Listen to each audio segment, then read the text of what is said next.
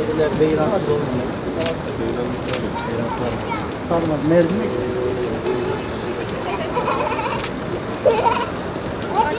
Olacağız.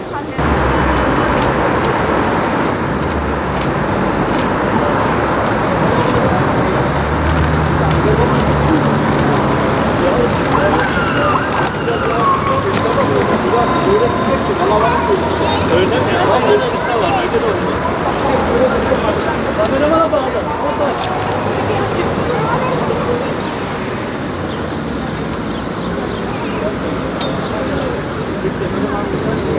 Sen çiçeği misin? Benim adım Bozan.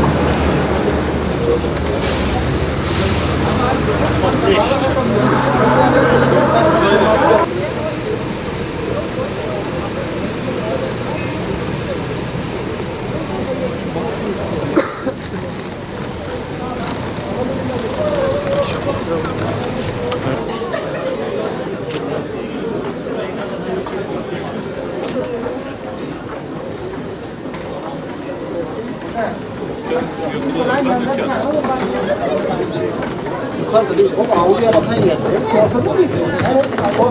Selamünaleyküm. İşiniz rast gitsin, kolay gelsin.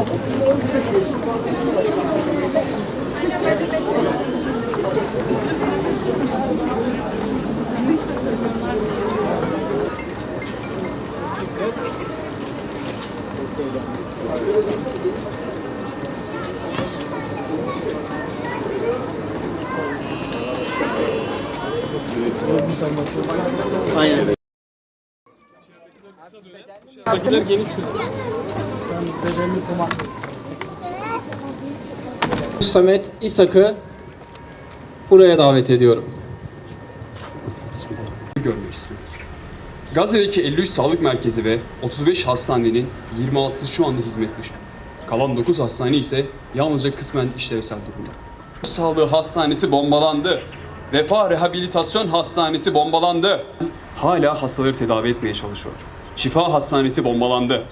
Gazze'deki 2 tıp fakültesi ve Gazze İslam Üniversitesi bombalandı.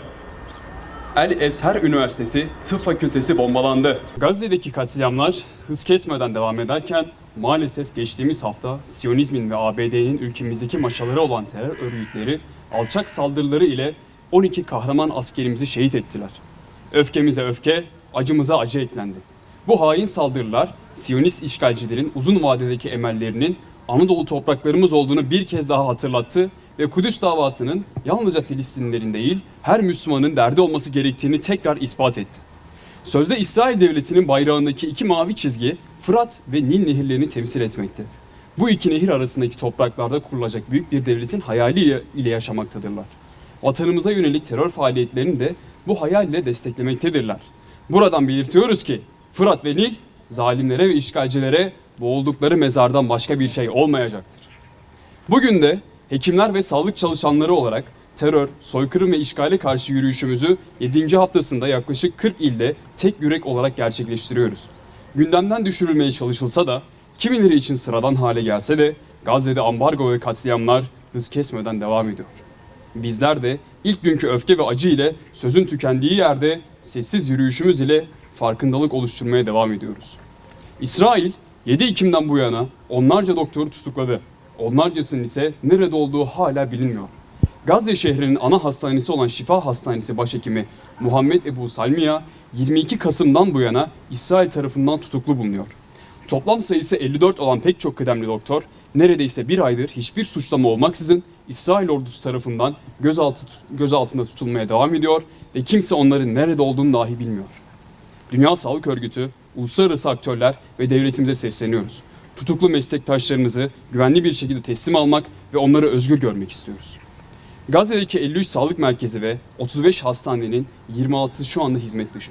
Kalan 9 hastane ise yalnızca kısmen işlevsel durumda. Bu hastaneler aynı zamanda ülke içinde yerinden edilmiş binlerce kişiye de barınak sağlıyor.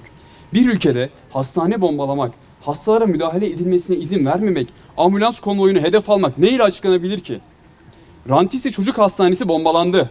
El Nasser Çocuk Hastanesi bombalandı. Gazze'nin tek göz hastanesi bombalandı. Gazze'nin tek ruh sağlığı hastanesi bombalandı. Vefa Rehabilitasyon Hastanesi bombalandı. Vefa Rehabilitasyon Hastanesi'nin hemen yanındaki üst düzey sağlık tesisi bombalandı. El Durra Çocuk Hastanesi 12 Ekim'de yasaklı beyaz fosforla hedef alındı.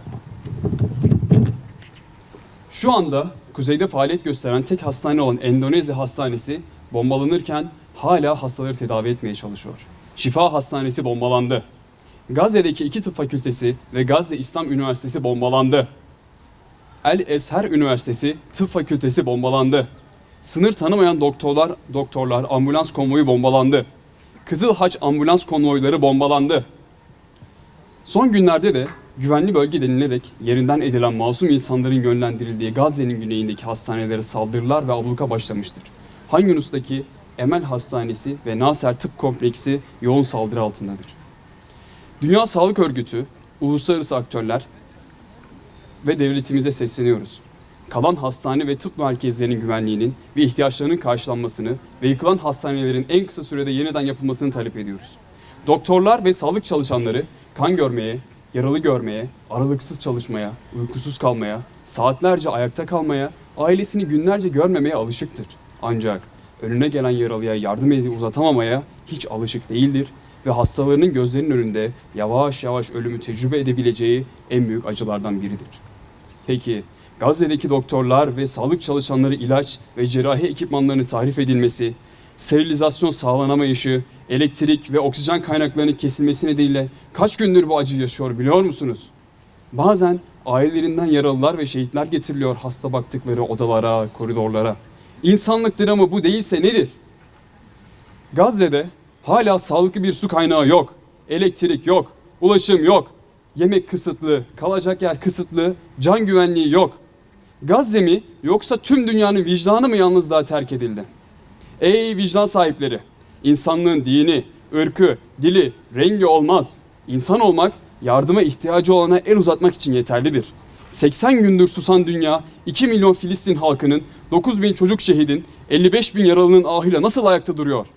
Bu sorulara verecek cevabı olmayan, asla bu yaşananları kabul etmeyen ve hayatın normalleşmesine göz yummayan hekimler ve sağlık çalışanları olarak yine ayaktayız ve artık harekete geçilmesini talep ediyoruz. Yaralıların acilen tahliye edilmesi, yardım tırlarının Gazze'ye girişinin sağlanması için Refah sınır kapısının acilen açılmasını talep ediyoruz. Bu yürüyüşümüz, dünyanın hiçbir yerinde terör, soykırım ve işgali kabul etmediğimizin beyanıdır. Ülkemizde geçtiğimiz hafta yaşanan terör saldırılarında şehit olan askerlerimizin ailelerine tekrar başsağlığı ve sabır diliyoruz. İnsanlık dışı bütün eylemlerden kurtulmak için verdiğimiz mücadeleyi sonuna kadar sürdüreceğiz. Bu minvalde tüm hekimleri, sağlık çalışanları ve bütün vicdan sahibi insanları harekete geçmeye bu onurlu yürüyüşte yer alarak zulme karşı durmak adına sessiz yürüyüş kervanımızda ses olmaya davet ediyoruz. Kanıksamayacağız, normalleştirmeyeceğiz, sabırla ve azimle zulme karşı duracağız. Teşekkür ediyorum. Ayağınıza sağlık.